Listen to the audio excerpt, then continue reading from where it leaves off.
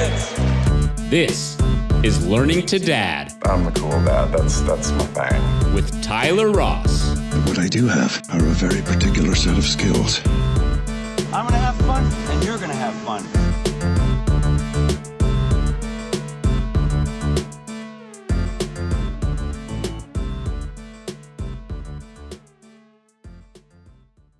Hello and welcome to Learning to Dad with Tyler Ross. That's me, and my guest today is Mike Daugherty. What's up, man? Nothing much, man. Glad to be here. Yeah, thanks for spending time. I guess we usually start, talking about why we're doing this, and that's because we talk to people that have kids and have different experiences with kids, and people that have had success in their professional life tend to be analytical and reflective and think about things in a way that you can share stories to enhance somebody else's experience as a parent or a kid or even a professional. And I know that you are a master of observation. I tend to observe too much, I think, at times. And you got a story about kids too, man, with your experience. So you got 3, but twins, and then one right on the twins' heels. Yeah. But let's talk first about what you do for a living. Yeah, so I'm an attorney. I typically practice in the family law area, so dealing with normal people going through probably the worst times of their lives. Families are separating, financial issues. So that's what I do on a regular basis. It's interesting. It's fun. I love it. Yeah, and you do that in Prince William, Manassas area mostly. Yeah, primarily Manassas. We venture out every now and then, but we're pretty lucky that we stay busy enough in that area that we're able to stay close to home. And yeah, you grew up in Fredericksburg area.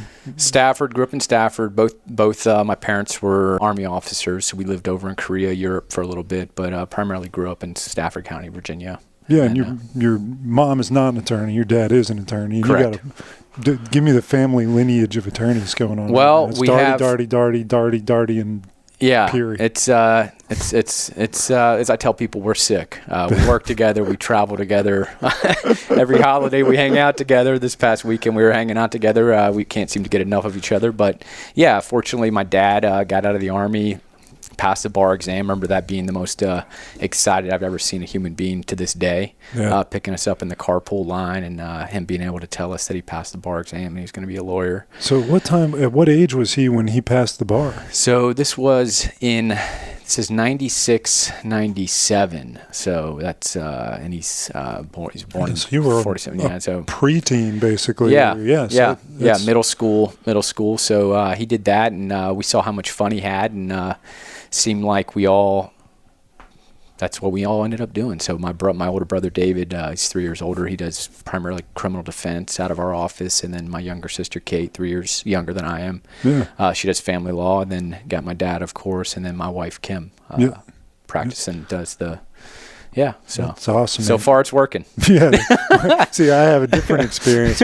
My dad's not as psyched about it as your dad was. He had a couple years under his belt already before I was born, so I think I got convinced to do something else. Cool. I got to take a 2-week course and practice law as a real estate agent as opposed to having to be an attorney. So. Yeah, but you definitely, seeing and observing, my parents' work ethic, and my dad, being happy, and of course my mom being happy as well, doing what it is, it definitely has an impact on us, which is something that tying in, not to jump to the kids, but that's something I've definitely learned, that kids literally repeat everything you do. So you gotta kind of get what you put into it. So and I think it speaks volumes about your relationship with your dad and your brother and sisters too, that you'd all want to work together. I'm working with my dad, is awesome.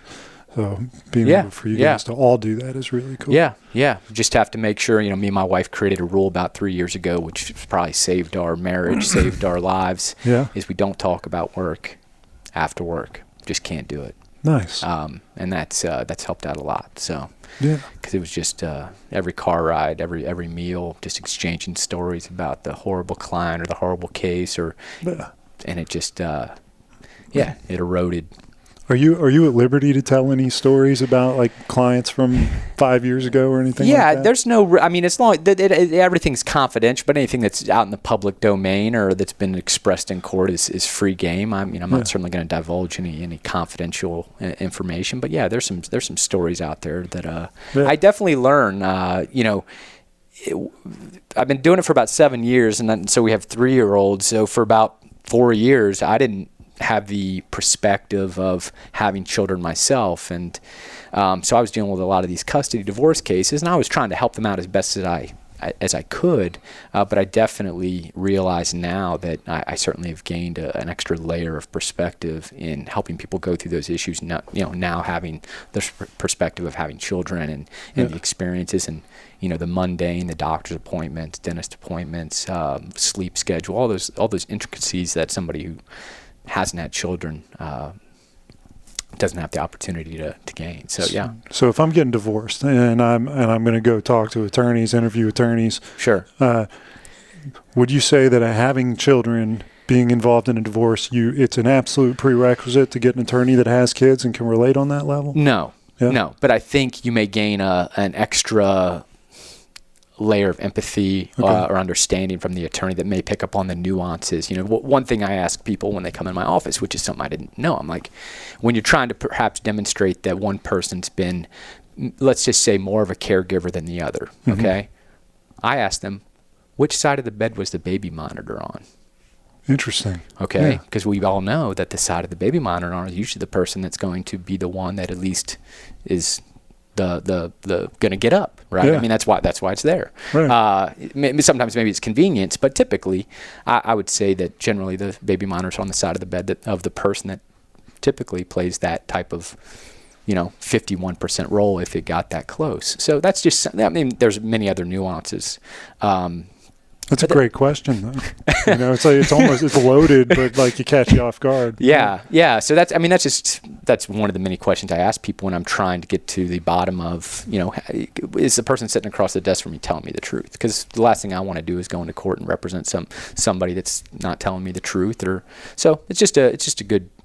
It's not to answer your question. It's not necessary, but I think you potentially gain some insight if you have an attorney that does have children and that's really involved with the children. I mean, you could have an attorney that's got a bunch of kids, doesn't do anything.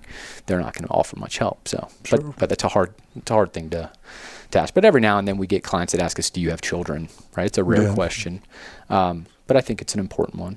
Yeah, it can be. You got to understand the stakes. I've been a big proponent of saying that once you have kids, you feel on a completely different level that somebody who doesn't have kids cannot relate to, no matter what. They just won't understand. Yeah. Yep. And then there's many layers into that. People that have kids that have special needs, or people that have kids that have gone through a lot of health. I mean, there's just lots of layers. Has your experience in domestic law changed you as a parent or as a husband? I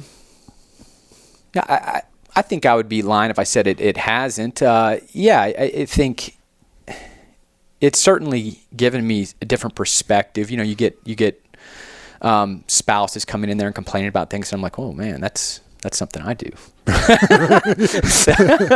Or that's something that I've done before, man.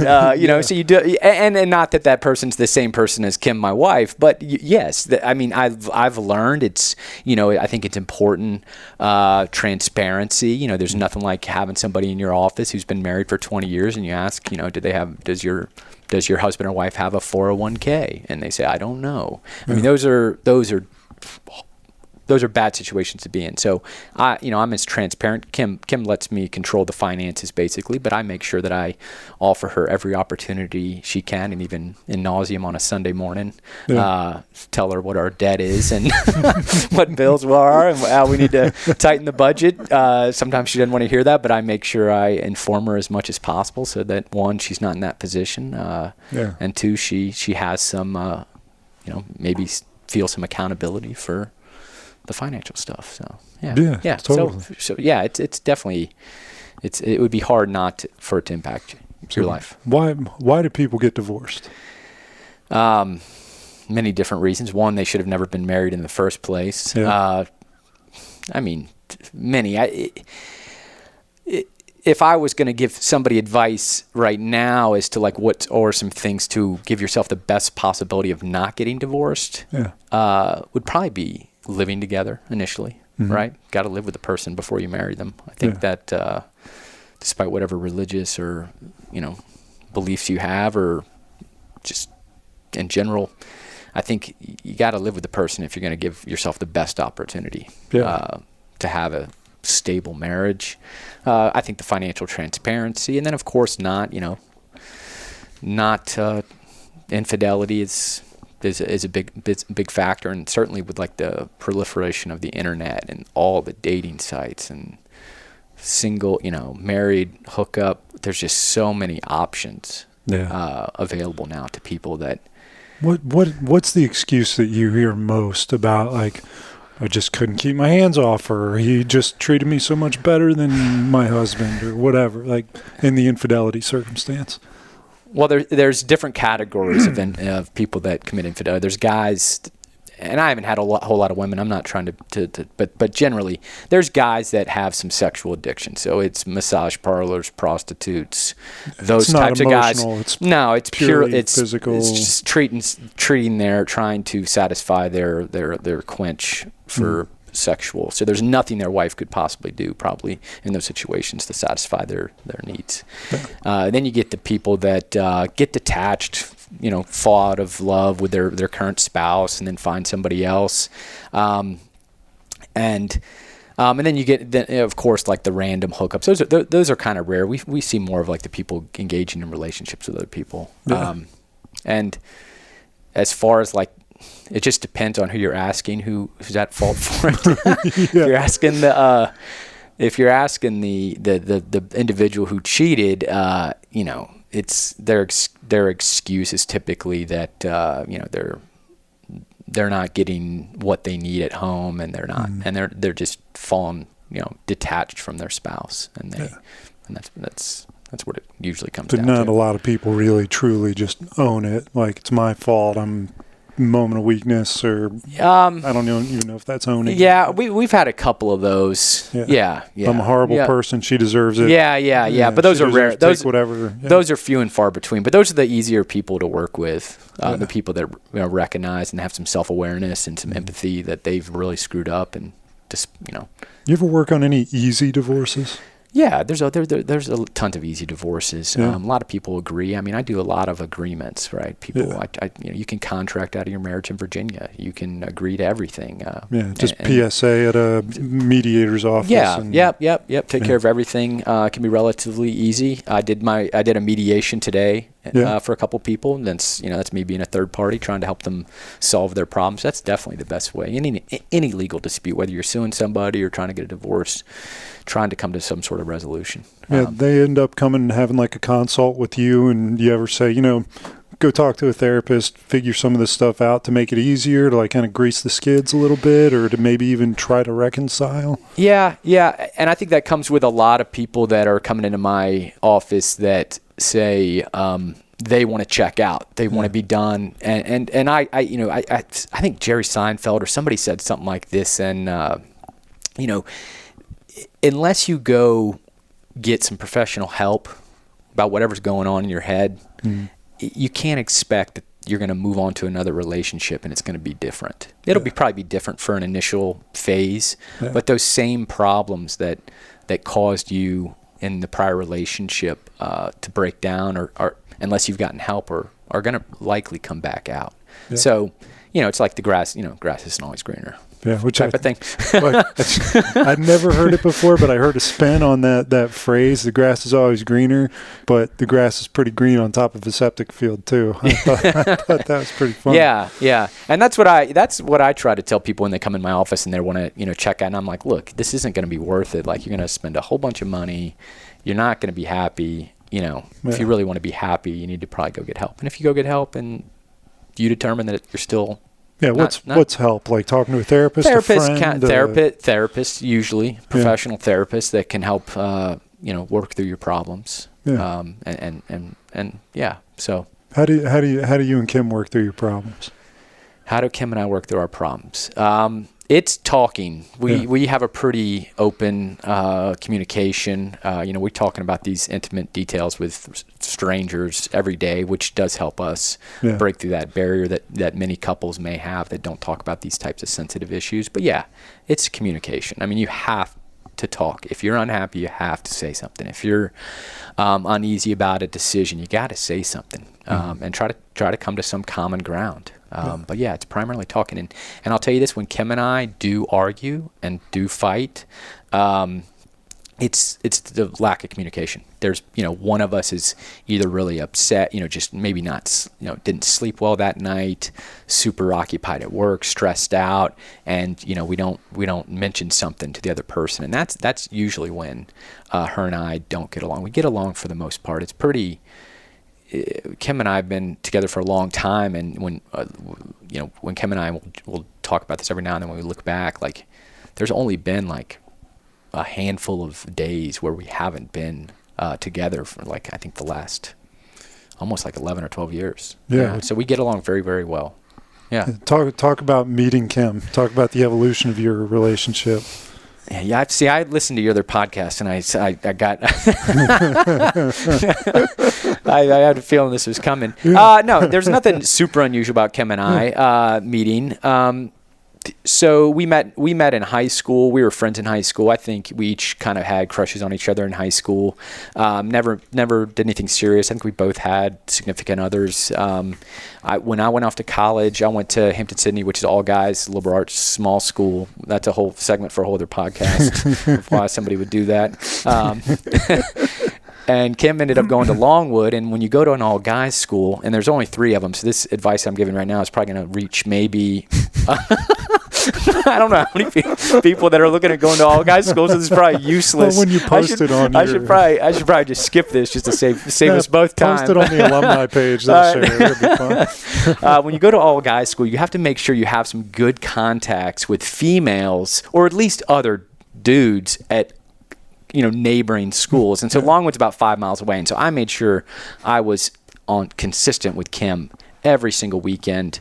Hey, I need to come over. You need to bring me over. I need to meet your friends. Because she still had, she was still in a relationship from high school. So I was very persistent with trying to meet her friends. She finally acquiesced and picked me up one night. She had to pick me up. Oh, yeah. Yeah. Took me over to Longwood to meet some of her friends, and then we ended up, starting a relationship from then. So that was, I think it was like October, some time frame, in 2004. You guys went to law school together? Yeah. Yep. So we graduated in 2008 and just moved right down to Florida. Went to law school 2.5 years, just did classes, just persistent classes through every semester, summer, and then moved back into my parents' basement. Or moved into my parents' basement. I hadn't lived in, well, maybe I did. Did I live in my parents' basement? No, I lived, they gave me a room upstairs before, but after college, you moved to the basement. Underground, where you belong. Yeah, so. And you immediately started practicing, both you and Kim? So we moved into my parents' basement, which was comfortable. It's a nice basement. Then we had to take the bar exam, so that was like a job. Luckily, my parents, helped us out, and they provided us everything we needed, and so we took the bar exam. We didn't have to work during that time, and then as soon as we passed the bar exam, we immediately started working. And we were working for the law firm, like answering phones and doing some secretarial tasks before that, waiting for our results. Mm-hmm. So as soon as we passed the bar, the next day was taking clients, and so we, courtroom, so it was immediate. Just jump right in type of thing. You were always in domestic, more or less. Yeah, well, I did 50-50. I did almost 50-50 criminal and then domestic stuff, which I'm glad I did, because people that just do criminal typically cannot transition to family, because criminal defense in Virginia is relatively simple. Everything's form pleading, minimal paperwork. Just got to control your clients, corral them. Domestic stuff is a whole new world. It's paperwork. Just boxes of paper and paper and paper and paper. So it's hard for somebody who's been doing something for a few years to jump into that. So I'm glad I got experience in both and did both at the same time. I'm sure you got to manage your client in different ways too. Yeah, of course. Yeah. Can I tell this story about coming to your house? And you were one of the earlier times that we ever hung out. I brought the drone over to take a picture of your house, and you were on the phone with your guy. Do you remember this? No. We'll have to. I remember you coming over with the drone. We'll have to cut it out. But it was so funny to me because you're going on the other line of the phone, going no, because I'm not the dumb fucker that had an ounce of Coke under my front seat. It's just like, that side of the conversation was so funny to me. It's just like that guy needed to be talked to in a way that was like, no, man. Because I'm not the dumb fucker that had an ounce of Coke on my seat. Sometimes people lose track of, what they did. The lack of self-awareness is a major issue in the criminal defense field. And look, people are charged all the time. They're innocent, but there's a lot of guilty people, and a lot of guilty people have a problem with their self-awareness. They don't understand how their actions affect other people, even though it's clear to a normal person that what they did has potentially lifelong effects, and they just don't get it, and they want to blame everybody else other than themselves. It's a big problem. Oh, gosh. Yeah. But that's a big problem in divorce stuff too, because oftentimes you get people that are like, look, it's her, and it's like, it can't always be her, it can't always be him. Like, it's got to meet somewhere. Yeah. So, I mean, the biggest thing that I think is, other than not talking about work, and I know you haven't asked me a question, but I'm going to tell you, other than not talking about work, is asking people, the very first question I ask people when they're in my office is, what is your goal? Right? Yeah. Because if they tell me something crazy, and I can't, and so what I do is they tell me something crazy, I give myself 5 minutes. If I can't talk them out in 5 minutes about what they just said is crazy, I won't let them hire me because it's going to be miserable. Can you tell me something crazy you've heard? Well, I mean, it's not necessarily. It's like I want her to have supervised visitation. I'm like, okay, supervised visitation. That's asking a lot. You gotta have third party. I was like, okay, so what did she do? Oh, she drinks. And I'm like, oh, okay, like that's with nothing substantial, nothing to justify requiring a mother having a third party supervise to make sure they don't physically or emotionally harm a child. That's asking a lot. Yeah. And so just crazy stuff. Like, I don't want my wife to have my 401k. I'm like, okay. So she's a bad gambler? Like, she gambled much of your money away? Oh no, she just she stayed at home and raised the kids. I'm like, well, that's going to be a tough one to sell. But stuff like that. And if you can't talk the people out of it, you can't reason with them, then I'm like, why would I work with them? Yeah. Even though if they're going to pay me, why would I work with them? Because it's just going to be me trying to meet their heightened expectations that are not based in reality. Yeah. And so I've really done a good job of, making sure those people don't harm me. Every now and then one slips through the cracks, and I got 2 now. So my plan isn't foolproof, but it's certainly better than having like a dozen or so of crazy people that, that can't be satisfied. Some people just want to hate through their attorney. Exact punishment through their attorney. But there's so many similarities and personalities and things people say that all align with as I say, the client you don't want to hire you. There's so many different, everyone's different, everyone's unique. No. Yeah. We're limited. And there's like these set of personalities that I can identify, I somewhat can identify that all fit into this category of problematic people that, you can understand why their marriage failed, type of that stuff. So, but anyway, again, not answering a question. No, great information. It's great information. But yeah, it can be applied to anything, right? I mean, I think that's what, I think that's what helps. Well, let's talk about kids a little bit. Talk to me about the decision to have a kid and the experience of having a kid. Yeah. So, Kim really wanted a kid, and I wanted a kid too. Didn't have any real apprehension about it. Kim struggled to get pregnant for a long time. That was hard to deal with. It wasn't as long. I mean, everyone has a different story. It wasn't as long as a lot of people had, but she had some struggles, and people around her were having children right away. So it was tough to see Kim like that. So we did the whole minor fertility thing. We didn't go too deep into it, and she got pregnant with the twins. That was a good experience, and I tell people about the sonogram. She knew she was pregnant, and with the fertility, you hear these stories, whether it's a blessing or a horror story, of people getting pregnant with multiple kids with this fertility stuff because of the medicine and the help. So like when the doctor was doing the sonogram, there was no bedside manner. It's so screen. consistent. Why is that? I don't know. I think they lose that. I don't know. Yeah. But he's like, there's an old guy. There's one. There's two. And then we're like, whoa, stop! Like, come on, like, calm down. There's only two. Okay, there's only two. Like, then we were blown away. So, but there are two. Yeah. But there are two. It was just like the rapid counting without any warning of like, I'm about to tell you how many kids you're about to have. That was exciting. So so we had the twins. I think I was thinking about what we were going to talk about here. I wasn't sure what you're going to ask me, but me neither. Yeah. I didn't think you would have any type of questions, but yeah. So it's the kids have been great, and then of course because the doctor said Kim couldn't get pregnant naturally. I don't think they actually said that verbatim. I think that's what we told ourselves, but then we were like, okay, well if you get pregnant again, it'll all be a blessing. Blessing. Not thinking it would actually happen, and then right after I traded in one of our SUVs for a sedan, the very next day, she demanded I get a pregnancy test, and I refused. And then when I realized she was absolutely serious, I was like, "Oh my God!"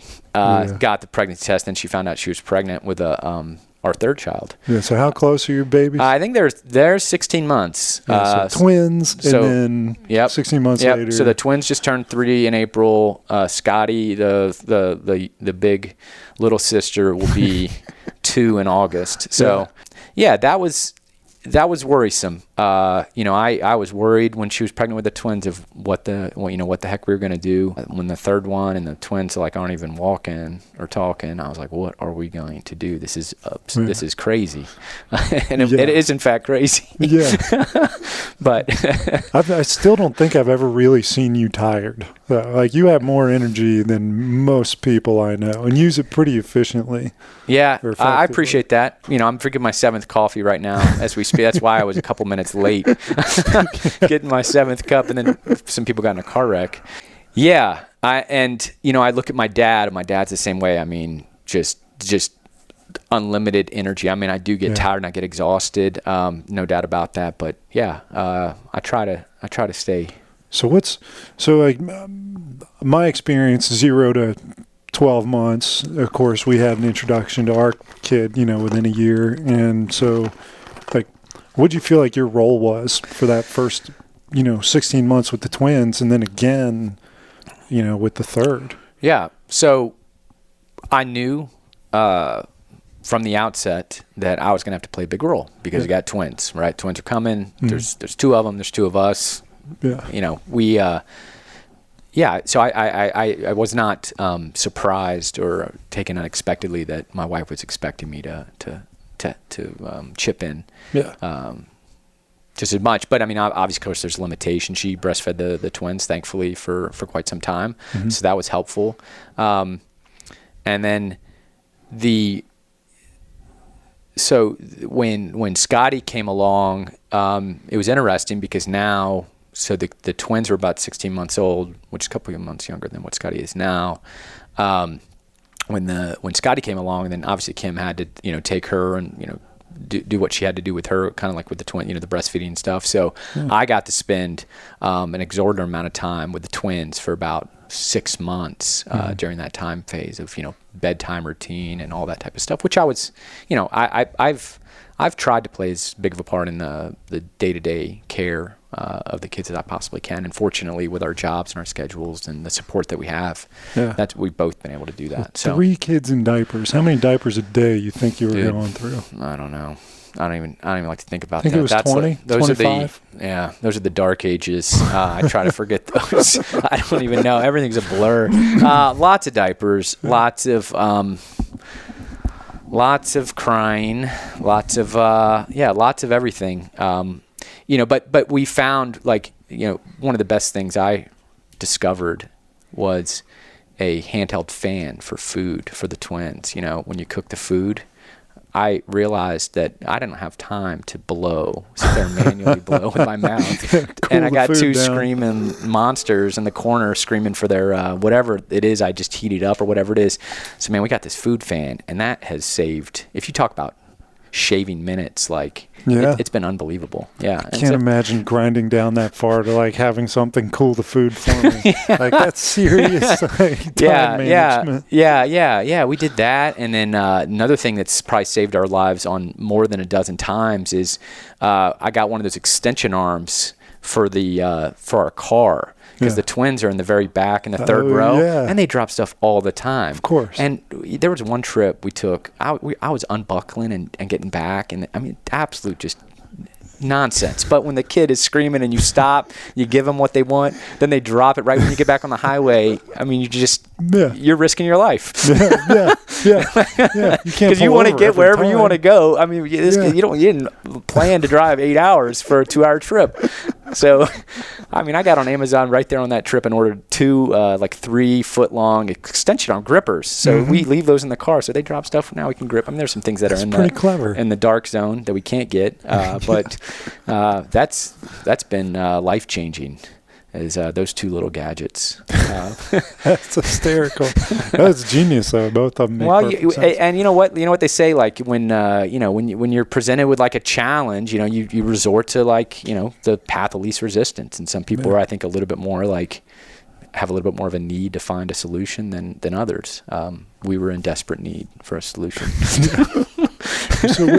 So what was raising twins like versus like I know that you have 3 kids, but I'm gonna and so compartmentalize them. Yeah, and that's hard to do. And that's hard to do because and people are always like, well, because when you're pregnant, people try to make you feel better. Yeah. When you're having 3 kids and that soon, they say anything to make you feel better.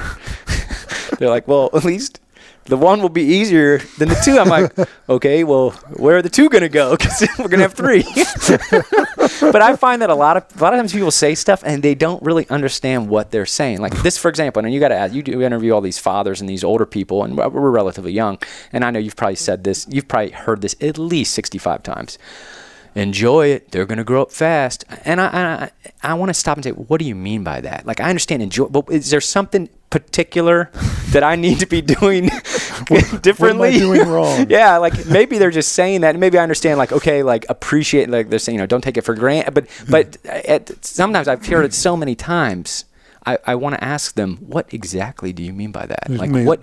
Just like chew your food before you swallow. Yeah. You're like, I know. Yeah, but but like what? Is there something in particular that you didn't do that you wish you had? Because if it is, tell me, and maybe I make sure I'm not doing it. Because right now I'm with my kids and I'm enjoying it. It's kind of vague advice, which is what you're telling me to do. And I mean, people, it's they mean it, and they're genuinely they mean that. But yeah, and it's kind of like, this is totally off topic, but talking about people that say things they don't really understand. Like my wife happens to be very beautiful. Yeah. Those listeners, I agree. Yeah. And not to tout anything, but I think that's been determined. And so a lot of times people will come up and be like, "Oh my God, Mike, you outpunted your cover." These corny ass things like. Oh yeah. And I'm like, do you really understand what you're saying right now? Like you're calling me ugly.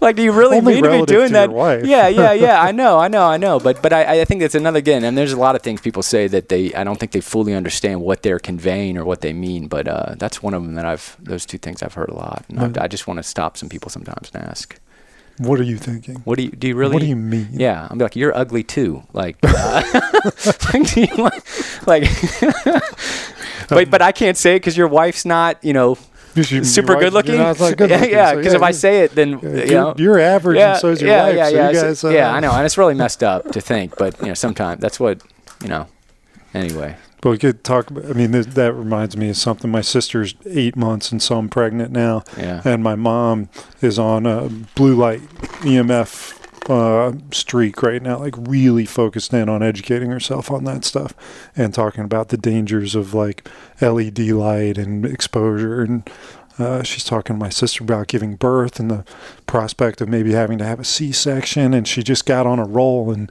saying, maybe you can convince the doctors into having the C-section without the lights on.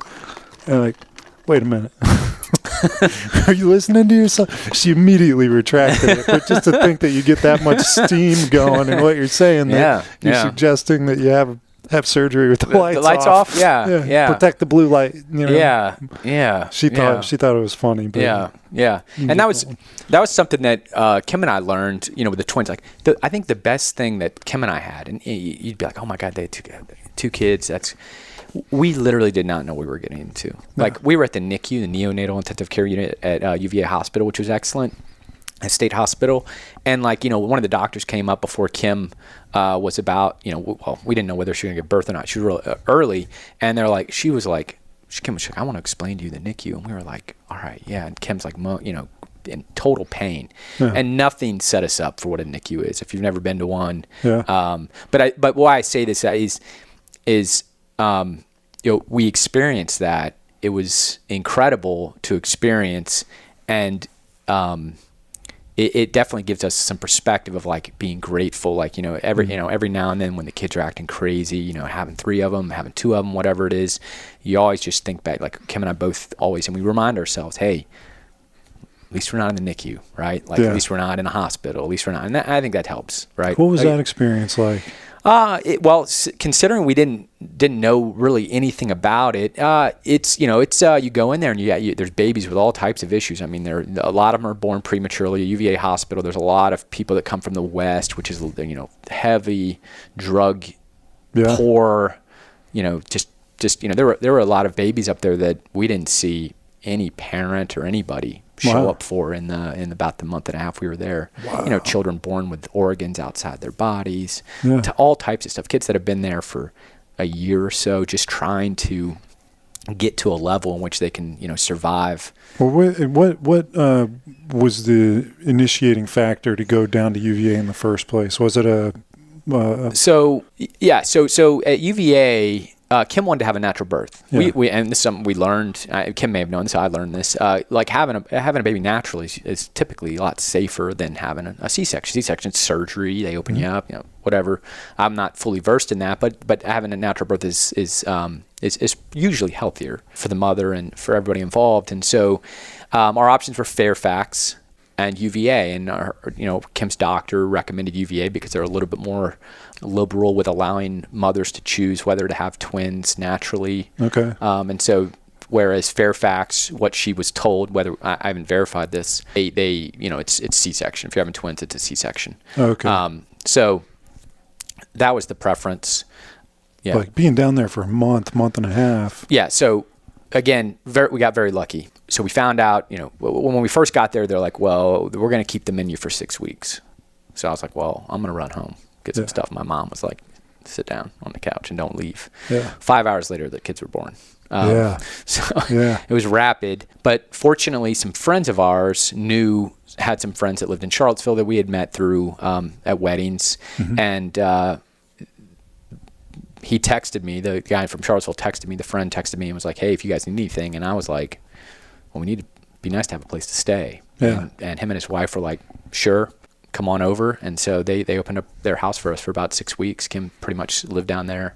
We ate at every single restaurant. It was a good time. And we ended up, there are some of our best friends now, the people that we lived down there with. Yeah. They're the godparents. We asked them to be the godparents, and they agreed to be the godparents for the twins. But yeah, that was single-handedly one of the biggest, nicest gestures anybody could offer for us at that time, as well as making it feasible. Rather than Kim having to drive an hour and 30 minutes back and forth from home to the hospital. Yeah. That would have been devastating for everybody involved. So yeah, that definitely made it easier. So of all the NICU, we didn't have to stay at, they have the Ronald McDonald House, and they have other hotels and things. It could end up being, a $10,000 experience, but luckily the friends opened their house to us. So did you have scares down there while you were in UVA? Yeah. But a lot of it, being so ignorant to the whole neonatal intensive care was so helpful. Like the doctors would, they woke us up. The first night they woke us up and we're like, okay, yeah. And and looking back, like the CPAP, I posted a picture of the kids right when they were born. I didn't even know. I've had a niece, right? But I haven't had that much experience. I didn't even realize that this was such a dire, situation, but because their lungs weren't, I mean, they were born, I think, at nearly 32 weeks. Yeah. So they were due at the end of May, and they were born April 7th. So, yeah. But yeah, I mean, it was scary because you would, find out they weren't, developing, and you talk about your mom and lights. They have if your kid, the bilirubin, it's like their pigment in their skin. Okay. It's like an ultraviolet, right? They put sunglasses on the kid and shine it on them, to get their bilirubin high enough. Okay. And it's like I guess that's the deals with the pigment. No clue. Again, anybody, do not rely on any information given in this podcast. Please consult your own doctor and a lawyer. This is not intended to be advice or reliable information. You can write some legal disclaimer Yeah. You're gonna have to put a little box. Some people are gonna have to check to listen to this one. Yes, I agree. Yeah. Well, when our daughter was breached, so William came naturally, and then our daughter was breached, and I remember that. And I kept a 90-degry angle of the birthing thing. I had zero interest in viewing. None. Zero. None. I'm there to hold a hand. Yeah, I don't need to see anything. I'm not training to be a doctor. I don't need to see that. Okay. Well, so Nellie was breached, which means she wasn't head down. Mm-hmm. Again, another medical term. Check that up yourself. And the doctor ended up ripping her leg and snapping her femur. Oh, so we dealt with a broken femur. So she had a broken femur. So not only she was less than 4 pounds, tiny. Yeah. Her bone had just snapped. Her femur bone had snapped. Wow. So we dealt with that. Yeah. That was interesting. So that was scary because, you think if I broke my femur, I would be wanting to shoot myself in the head if I didn't have any medication. So like a little tiny baby born early, already can't having talk, problems. Can't express those things. Yeah, it's got a broken femur. Miraculously, the bone, it healed within like 2 months. Yeah. Just like the doctor said. Amazing. So yeah. So anybody looking to be a physician, I would highly recommend pediatrics, whether it's orthopedics or dentistry. It's like, oh, your teeth are rotting, they're falling out anyway, or oh, your bones. It seems like everything's it'll just heal. just give it time. Give it a couple weeks. That's the best. If I was going to be a doctor, pediatrics. I'm sure it's not always easy, but that's always good to be able to have, natural. It's nobody more settling than a good pediatrician. Yeah. Nothing more unsettling than a bad one. Yeah. But, yeah.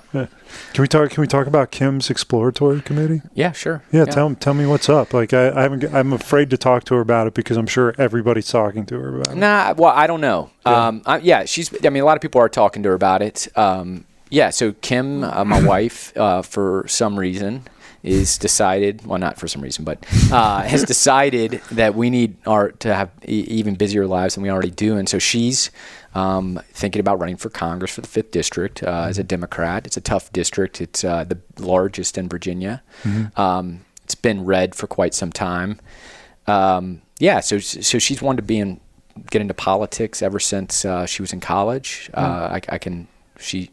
I believe her when she says that because I knew that to be true. Mm-hmm.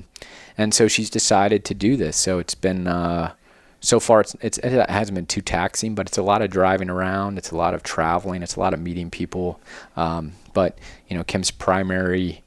I don't want to speak for her, but she's. I think she brings a working person's perspective, somebody who's dealt with everyday issues, not only in her own life, but being a domestic attorney dealing with a bunch of other people. Yeah, she's got a lifetime of experiences told to her through her work. Yeah, and I think she's a good advocate. She's a really good speaker. She's a really good writer, really good listener. And passionate about things that she's passionate about, right? And she's smart, super smart. And I think that's very helpful in trying to give your district or give your constituents the best possible chance they have of being represented well. How's that changed the kind of roles that you guys have established over the last 3 years? So it's been relatively new, but the new experience. So there's more, well, let me tell you what it was like before. So typically we'd both get home about the same time. Sometimes we go to work together, come home together, pick the kids up. They go to all-day daycare right now. and we have a helper. We have a high school girl that comes over Monday through Thursday for a few hours each day to kind of like, at one point it was like holding the baby, like holding Scotty, or just cleaning up a little bit. Like mother's helper is keep what your they eye call on them, so I keep your eye on them. Yeah, so one of us could go do something, or if one of us is in court late, we have somebody there, and it's not one person handling all three. So we both played like the day-to-day roles. We were both there. It was nice. So now, I mean, it's relatively new, but like, she's going to events, in the evening time. So, and a lot of them are like far away. So I'll pick the kids up from school, take them home, meet Macy, and then it'll be me and Macy for, until about 6:30, and then Macy goes home, and then, I get them all to bed and put them down. So So how would that change if she actually was elected to office? She's got a big uphill battle. Yeah. So I think that's just going to be more evenings away. That's going to be more of a role that I have to play, and assuming filling that gap. Mm-hmm. Yeah, that's a big commitment. Yeah, I see the beads of sweat pooling on your head. Thinking like, how much coffee am I going to have to keep drinking? Yeah. No, it's certainly, it's not an easy decision to make, and Kim hasn't taken it lightly. Yeah. I haven't taken it lightly. I think I don't know exactly what I'm getting into. Mm-hmm. I don't think anybody does until you're in it, right? To Kim's advantage. But as I've learned, everything's tough until you do something tougher. So, I think that's what's going to come down to. Yeah. But I'm excited for Kim, and hopefully she can fulfill whatever position she's trying to. Is there something? Did like the kids inspire her in some way of like, I want a particular thing? I don't. Yeah. Well, we're dealing with a lot of health insurance issues. I think that the health insurance and the access to medication. I mean, that's something that we deal with. And as much as we like to read a lot of stuff, we get all these bills and all this stuff, and it just seems like our own insurance is taking advantage of us. I mean, once we started paying attention, it was like, wait a minute, that's the same bill for that. And I think we started thinking, and this is not the catalyst, but this is just one thing when it comes to insurance, which is a big issue in this country, is we're like, man, if this was just a normal person who's getting home at 6 o'clock, 7 o'clock at night, already stressed out, they're getting these bills, they may just end up paying them, and the insurance companies are stealing the money. I'm not saying that's the only issue with insurance, but that's just something that has become readily apparent. Yeah. Considering how many medical bills we get these days. But I think in general, it's like just the general attack on women, I think. And I'm not going to I stay out of the politics. I'm like, if she's Kellyanne Conway, I'm not Mr. Kellyanne Conway. I try to stay low. I try to keep a low profile. I don't. So, but I think Kim, you hear about all this abortion ban. I mean, this is just, I think that's really what it is that I don't think Kim feels as though a lot of these men that are representing their constituents are able to do it effectively and actually represent what needs to be represented. Just not doing what their job. And that's unfortunate. I don't know who it was, but somebody suggested that all the politicians wear patches just like NASCAR drivers. Who's giving the most money? Yeah, it's really disturbing. It is disturbing. Our political system has really gotten, it's sideways for sure. Yeah, to think the expression consensual rape would make it to headlines is bizarre. Yeah. That's neither here. That's no. Yeah. Let's talk about dad stuff. Like, what's something that is on your not to do list for your kids? As far as them not to do, or not for me not to do in front of them. As dad, you'll never do it. Well, never do. Well, there's a lot of things I'd never do. What things like daily things that I try not to do. Is certainly use any language that I wouldn't want them to use, right? So trying to keep everything nice. And what I literally try to do, and this is not, again, I'm not answering your question very well. I'd be a bad witness.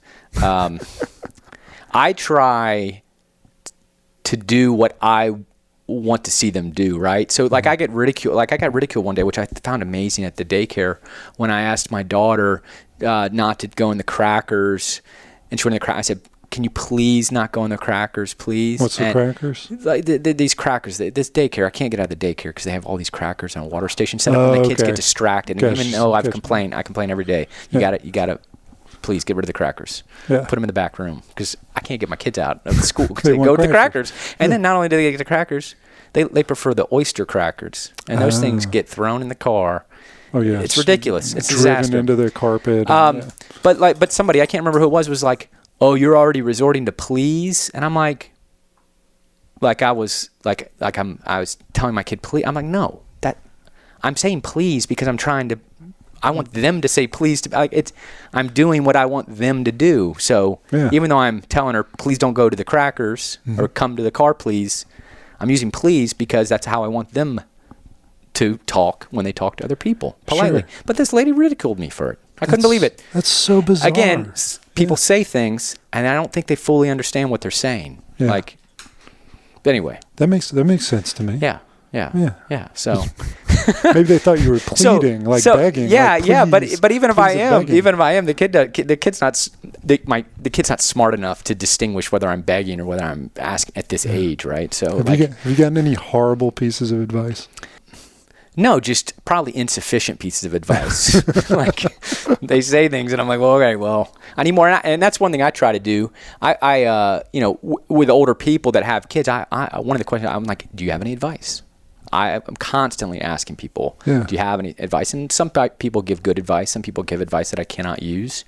Yeah. So that's what I like to do because I think everyone thinks they're doing a good job, and I think everyone thinks that they're doing something in particular that's good. Yeah. And I tend to believe that people like to share that, and it's not something you get asked all the time. So not only do I think it kind of gives them permission to say what they want to say. Yeah. It's something that I can gain too, and they appreciate that somebody's actually asking them, hey, do you have any good advice for me? Anything stuck out to you that you got?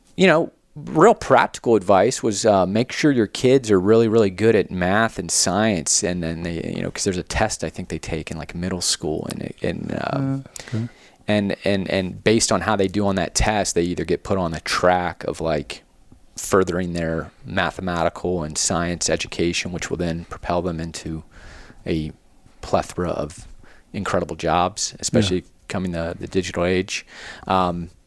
So that was like really practical advice. I was like, okay, I will remember that. Okay.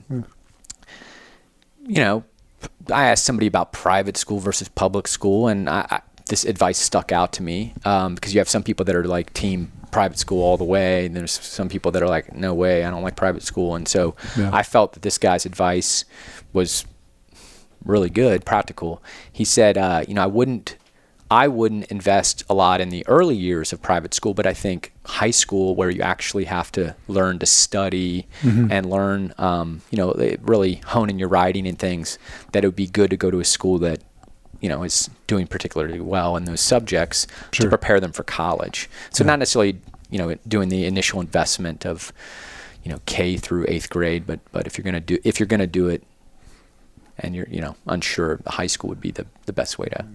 Somebody in those lines, somebody suggested middle school more or less for that same reason, because it's like you're kind of socializing. I figure most of the kids turns out to be the human they are because of the time they spend with their parents and friends outside of school. In school, they get introduced to a lot of stuff, and I felt like it's 6th, 7th, 8th grade where it's like, here's what pot is, here's what opioids are, here's what drinking is, and somebody had suggested that try to exert a little more control over that period. Yeah, that makes sense. Which to me, it's like private school public school seems like they have the same issues, just different. Yeah, it's the same problems. It's just, typically, I guess the public schools, there's more people usually, so there's more opportunity. On either side. Yeah. Whereas a private school, if it's, there's fewer people, I mean, you could still have a really bad, one person can sell pot to the whole class, right? Yeah. I mean, you don't need multiple pot dealers. A lot of people. No. Could be anybody. But I think and whether that, So I mean, it's the same issues. I think it's just different scope of the problem. Yeah. But yeah, so going back to your question of like what I try not to do, I try not to do anything that I don't want the kids doing. It's there's things I don't think I do very well. I don't think I don't know. Kim. Well, yeah, I don't say no very well. I have a hard time doing that. I'm more of just pleaser. There's a line I'll draw, but typically Kim will get on to me for being too soft. So when are you soft when it comes to discipline too? Like keeping your kid in the lane? Like what do you do to, like keep them from establishing? Like how do you get them away from the crackers? Get away the crackers or else, or get away from the crackers? What? Yeah. So when it comes to the crackers, I usually just say, leave the crackers alone or I'm leaving you at the school. And it doesn't work. My friends and the crackers? Yeah. I'm like, we're going. Bye-bye. Like, no crackers. Just normal saltines. Yeah. I mean, we're not like, we don't do the physical. We're not like corporal punishers. I mean, when they're wrong, they're wrong. Like, so, obviously any physical violence between the kids, we jump on. And that's clear discipline. But when it comes to like my daughter asking for an Oreo late at night, and she's like, on the cusp of tears, I'll give her the Oreo. I don't care. I'll brush her teeth extra long. If I knew it was going to keep her up, if I knew there was some, and I don't know all the side effects of eating an Oreo late at night. I don't know that. I guess you turn into a fat ass. I guess, yeah. I guess you assume you're eating something, and she's very small, so I'm not worried about like the health issue of like her gaining weight. So I really don't see any further ramification. That's like the analysis, you talked about in the beginning, like people that, like you said, you like to interview people that seem to think about things a little bit more than others. And that's what I think about. I'm like, okay, what's the downside of the Oreo? This Oreo. Yeah. So 2 Oreos every night for while she's whatever. And I can't say I do that type of analysis for every single decision I make, but I try to be thoughtful in every decision I make. And I don't think Kim fully comprehends that, and she can't, because she can't read my mind. Sure. But I try to be thoughtful in everything I do. You could point out a dozen health risks or hazards or trip possibilities or whatever, and to do everything would be no life. Yeah. Marginalized risk. That's what I try to do in every decision I make. Yeah, but assess and move on. And are you happy? Yes. Well, then you did that one okay. Yeah, exactly. So what's your hope for your kids? Like your grand scheme, how do you feel successful if they felt a particular way? Or what's your biggest hope for your kids? This is going to sound super, cliche, but I've been giving this some thought. I think it's ultimately that they're just happy. Mm-hmm. I think as much misery as I see coming through my office door, as much misery as I don't see a whole lot of misery in my day-to-day, personal life, but as much misery as I see, I'm like, man, I just hope they're happy. Like, I don't care. I want them to obviously be independent, which they're fairly independent, as independent as they can be as little kids, but I want them to be independent, and I want them to be happy. That's really what it comes down to, I think. So, I think that's awesome. Just not draining my bank account and being happy. It's kind of selfish, but what do you think is the importance of resilience for your kids? Like making that a character trait? I think it's very important. And I assume you mean like resilience and like when there's some challenge or some obstacle that's presented to them, being resilient. Is that what you're referring to? Yeah. I think that's super important. I think not understanding that they don't get every single thing they want. Mm-hmm. And that's kind of come naturally, because with the 2 kids, the twins and the 3-year-old, they can't have everything. That's interesting. And I didn't think about that. Like just the volume of kids you have, jeez, makes it difficult to provide everything they could possibly want. Yeah. And the good thing about having multiple children is your expectations get a lot lower. And I'm all about expectations. So, you got 1 kid, you better do it right. You do 1 kid, you're going to screw it up. It's all on you. You have multiple kids, you can be like, well, look, that one was extra busy. That one cried a lot. I couldn't give that one as much attention. Squeaky wheel gets the grease. So, again, it's not that's how I see it. Like, but yeah, you can't give them everything they want. And it's interesting. Like when we go to my parents' house and like, they're trying to every kid has to have every single thing. And we're like, no, like that's just not how we do it. it's not because we don't want that.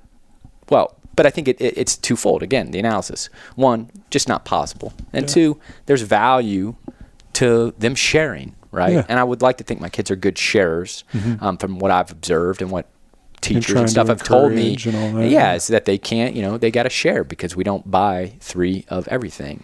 Grandma buys 3 of everything. I think that seems like their job. Yeah, is to sabotage their kids' efforts on their grandkids. Yeah. I know.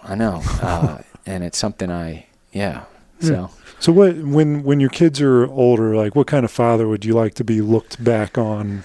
Like, what would you like for them to say about you? So I think the same things I would say about my father, that he would do anything for me. Mm-hmm. He was always there, always willing to listen, and always willing to help find a solution to the problem, right? Mm-hmm. I mean, that's what I would say about, what I see in my father. Yeah. And that's what I think I want them to see in me, right? You think your kids can love you back as much as you love them?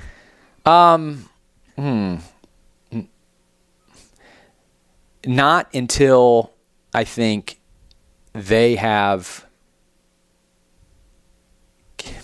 Well, because I'm trying to get. Well, I would say not until they have the perspective in which they could appreciate the love that a parent provides, which is something kids typically can't do, right? And that's why, if we could, we wouldn't be such a-holes throughout our childhood and getting, if we could bottle that and feed it to our 8-year-old so that they can have that perspective, that would be great, and that'd save a lot of problems, but it's just not possible. So I don't think to answer your question, no, but I think if a child were to love me as much as I would love them, it would have to be after they perhaps have children and can fully appreciate everything.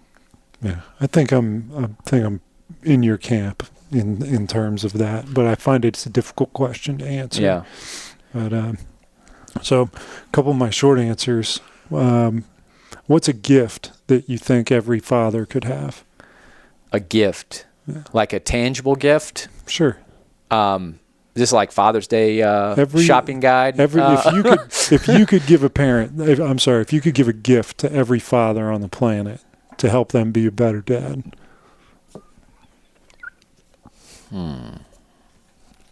I do not know. To be a better dad, what would you need? It doesn't have to be something I have. No. I think probably having empathy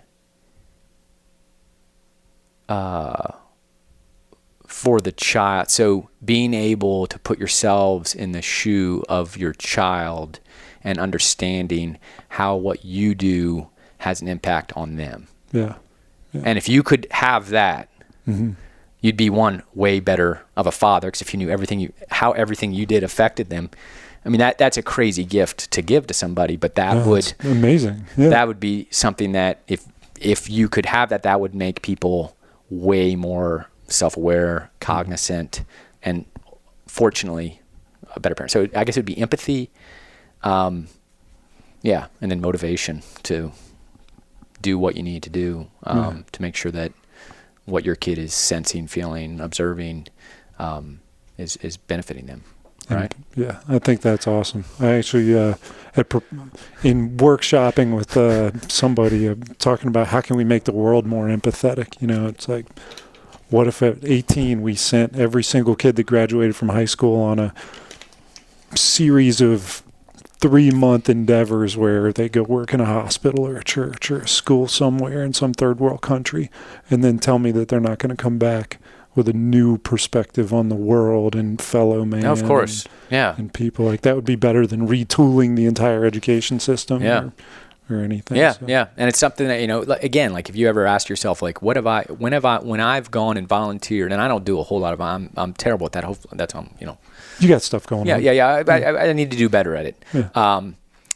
But whenever you go do those things, you typically, when you leave, you're like, man, like you have this, different perspective. Like, that's what it feels like. That's, So I think you're absolutely spot on. It's true. With that. Yeah. Sure. So who's your favorite television dad? Favorite television dad? That's a tough one. So I'm just trying to think. Television dad. I don't think I have a good answer for that one. No, movie dad, TV dad. You didn't grow up watching some show that you're like, that dad seems cool. No, I mean, I certainly do. I just nothing's jumping out at me that I would want to. I'm just trying to think here. I mean, I like. I think great TV dad. I guess one I binge on every Christmas is Chevy Chase. Christmas Vacation. No shortage of enthusiasm. Always aiming to please. Yeah. Doing whatever he can for the family. Sacrificing is, yeah. I mean, that's kind of what you want. Yeah. In a dad. I love that. Clark Griswold. Yeah, Clark Griswold. Clark Griswold. Yeah. I haven't heard that one. That might be one of my new favorite ones. That's fantastic. Oh, all right. The billboard question. You know the billboard question? No. Yeah, so, 95, all the dads are driving 80 miles an hour. Mike Daugherty's got a billboard where he can put one piece of dad advice on it.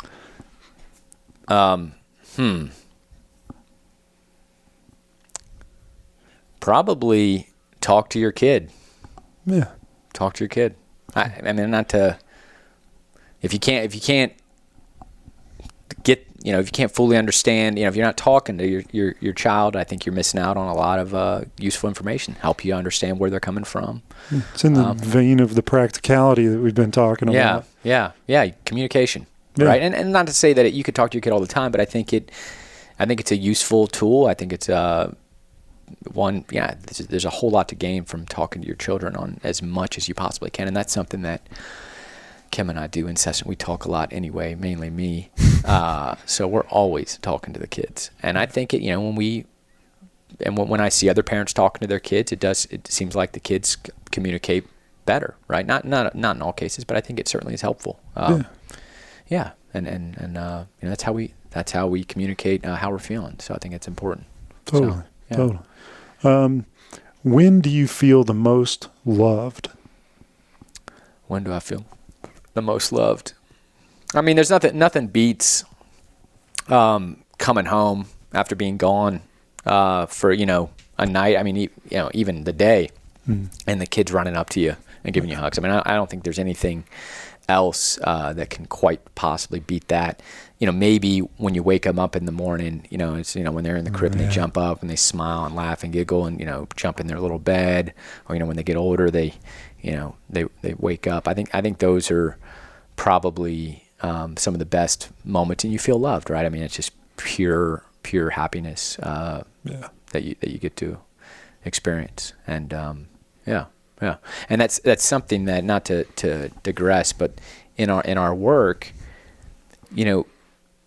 and this goes along with like the lawyer having kids. Well, also that goes the same for like a judge having children. In Prince William County, and I can't speak to other kinds of, but a lot of the juvenile domestic relations judges don't have kids. Yeah. And so we're doing these trials, and we're trying to pick up on the nuances, like the baby monitor. Well, a judge that doesn't have kids, baby monitor, what does that mean? Yeah. The nuances of trying to explain why, maybe the person should have their visitation until Monday morning. It gives them that extra morning, that extra night of putting their kids to bed, that extra morning of them waking up and getting that smile, right? And those are things that are hard to express and to convey to somebody that doesn't have kids. Again, tougher for a judge, the lawyer, the question you had earlier. Those wouldn't be something. And so that's something that Kim and I, like when we prep our clients and stuff, we really try to focus, because we get that question like, how do the kids show they love, or how do you know your kid loves you, right? Oh, they run up and give me a hug. We try to really focus on elaborating on that, especially when we have a judge that doesn't have kids, as to why that is so. Why it's important, right? Yeah, it is. It's certainly important. But yeah, that's probably when I feel most loved. I mean, last night I had all three of them laying on my lap. We were watching a movie. That was pretty good. Yeah. That's hard to beat. That's awesome. That's for many reasons. One, they're all sitting down. Two, they're not running around. And three, they're all content. Yeah. In one place. Actually, this one I have written down. So somebody else said it, and because you have 3 kids, I wonder how you might react to it. It said, you're only as happy as your saddest kid. Disagree. Yeah? Yeah. Again, for me, I'm happy. If I got 2 out of 3 happy, I'm happy. Now, could I be happier? Maybe. Yeah, but you're happier than the sad kid. Yeah. Again, I'm not gonna take that for granted that I got 2 happy kids. And whoever said that, that may truly feel that. But look, if one's crying and 2 are happy, I'm pretty happy. It's all perspective, isn't it? Now, yeah. And now, if all 3 are crying, heck, if only 1 is smiling and 2 are crying, I'm still pretty happy. You're playing Major League Baseball if you're batting .330. Yeah. I'm good. That's no problem for me. Yeah. I mean, of course, if the kid's depressed and stuff, and and I'm dealing with little kids, right? Yeah. I mean, their problems are only so big. But obviously, if I had a kid, a middle schooler, who's getting bullied or something, and I got 2 happy boys or girls, I think you could. But again, I think I'd still be happy that I got 2 happy kids. What's the checklist now of the things that you run down on when you've got an unhappy kid? It's like, check this, check that, check that. Like, what's on that list? Oh my gosh. Do they want Rice Krispies? Do they want Cheerios? Do they want milk in their Cheerios or Rice Krispies? No, I mean, mainly now it comes down, and they're all communicating pretty well. Even Scotty, she's able to communicate pretty effectively. It's, food. That's basically what it comes down to. Usually milk, water, food. Sometimes you just got to recognize that there's nothing you can do, and they're just gonna have to cry. But normally it comes down to, right now it's Rice Krispies, Cheerios, water, milk.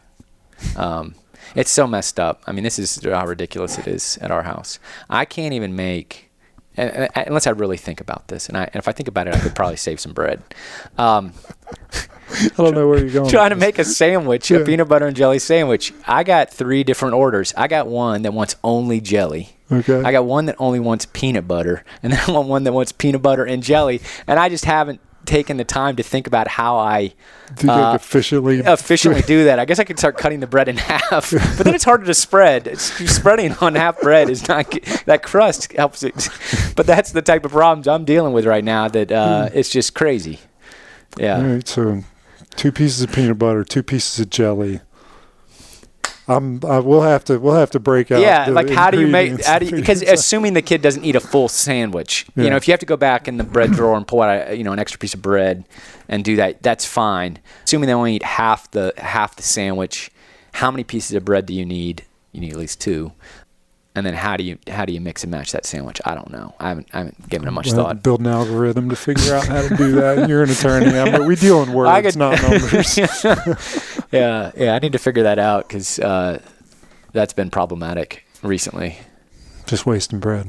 Yeah. I mean, I would just like to be able to make it quicker. That's a thing. So you need to find the hand fan equivalent to making the sandwich. Peanut butter jelly sandwiches. Yeah. You just force feed your kid. You're going to eat it because I'm having trouble introducing new foods to my kids. Oh yeah. Will they try anything? Your kids? They'll pretty much try anything, and I don't know why. If you ask me how you do that, I don't know. Don't know. I don't know. Yeah. I don't know what to do about my kids. Yeah. I just try to force it on them. Yeah. Try to bribe them. Yeah, and that's where I'm soft. If I'm no, you eat that peanut butter and jelly sandwich. And he's like, no, I only want jelly. Okay. After a few, back and forth, I'll go get that jelly out. Yeah. Make your own damn jelly sandwich. Yeah. Actually, we've gotten to that point with our kids where we can tell them to go get it themselves. That's awesome. So 4 years old, they're figuring it out. I look forward to that. Yeah, but we still dress them, even though they're perfectly capable of getting themselves dressed. Can Will or Nellie dress themselves? Yeah. That is a helpful tip. Just takes 90 minutes for them to put their left shoe on their right foot. Yeah. They've been dressing themselves for a little while. Nellie quicker than William, but yeah, we got them potty trained. We feel like relatively soon. That kind of naturally came. We tried to force crap in the underwear thing. Yeah. we gave up on that. But you just end up with a bunch of crappy underwear. Yeah, it was not good. Yeah, all bad, everything everywhere. We gave up on that, and then so that kind of naturally happened. And Ellie actually would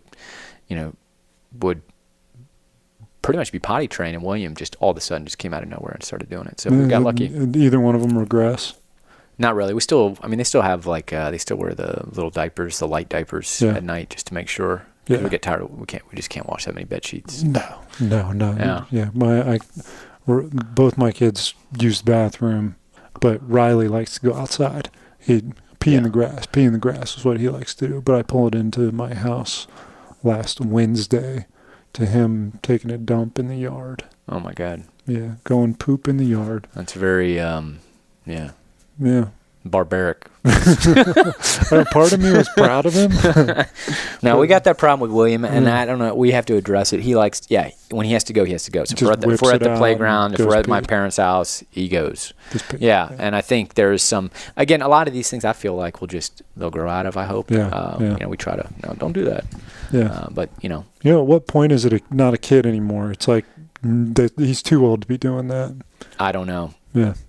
Like showering with your kid. I had that conversation with a friend of mine who's got a girl that's about my daughter's age. And it's like, at what point is it weird to get in the bathtub or shower or I don't know. I don't know. I think that's pretty subjective. Yeah.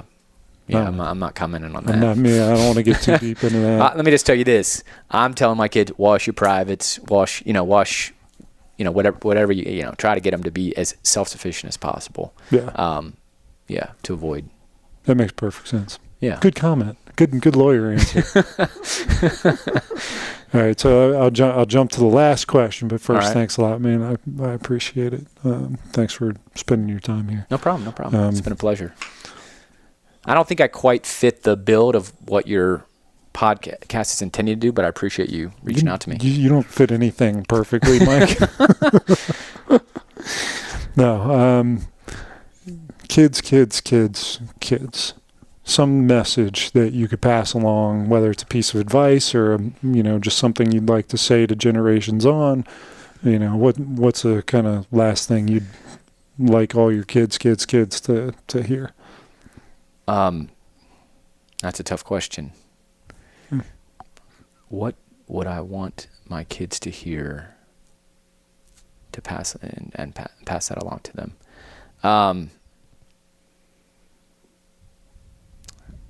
That's tough. I don't know, Tyler.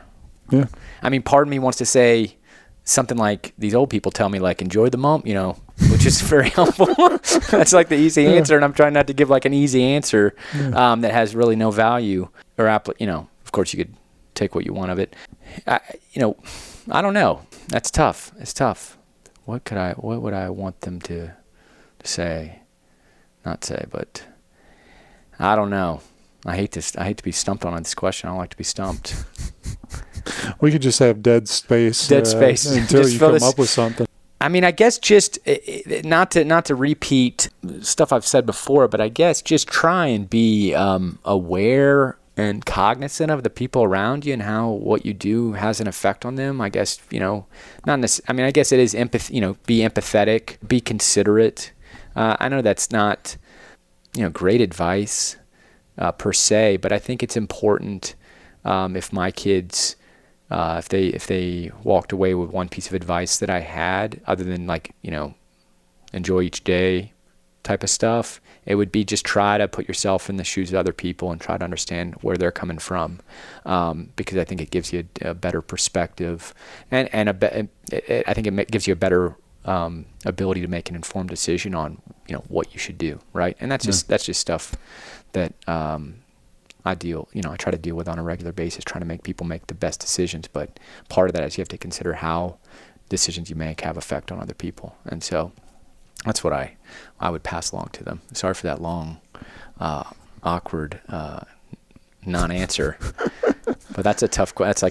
It's part of the answer. Yeah. That's a tough question because it's there's a whole lot of things you could tell them that you would want them to live by. But I think just being considerate and being empathetic and it would help guide them. And that's what I try to do. I of course fail miserably all the time at doing that. But I think in this day and age, and it just seems like everyone's super self-interested, and I think it adds some value if you're able to put the shoe on the other foot, I guess, for lack of a better term. I think that's awesome. Yeah. I got like 15 more questions I want to ask now just based on that. We'll save that for another day when the kids are older and we've got more context. Yeah, and we can talk about how I ended up at the hospital and how, Kim had to be driven in an ambulance because I wasn't at home. We can save that for another podcast. Okay. And with that Easter egg, we'll leave it. All right. Thanks for having me, Tyler. Thanks, man.